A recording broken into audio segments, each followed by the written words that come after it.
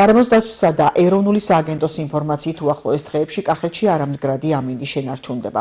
ხვალიდან გამოიდარებს და შესაბამისად მოიმატებს ტემპერატურაც, თუმცა 24 აპრილის ჩათვლით კვლავ მოსალოდნელია წვიმა და ელჭექი, თერმომეტრზე კი 21-დან 23 გრადუსამდე დაფიქსირდება.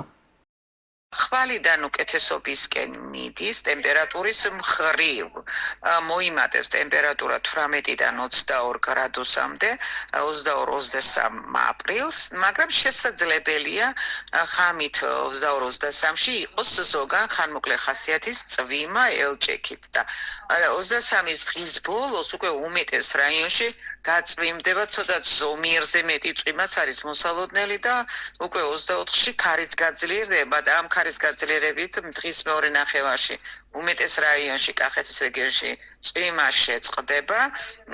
ტემპერატურა შეიძლება 22-23-თან შედარებით რამდენიმე გრადუსით დაიკლოს, ძალიან ისეთი ძლიერი აციება არა მოსალოდნელი. 25-26-ში ტემპერატურის კიდე მატებას ველოდებით, დღის მაქსიმალურმა ტემპერატურამ შეიძლება მიაღწიოს 23 გრადუსაც, მაგრამ ამ ზის და გათბობის ხარჯეს შესაძლებელია დრო გამოშვებით იყოს მცირე ხანმოკლე ხასიათის წვიმა ელჭექებით.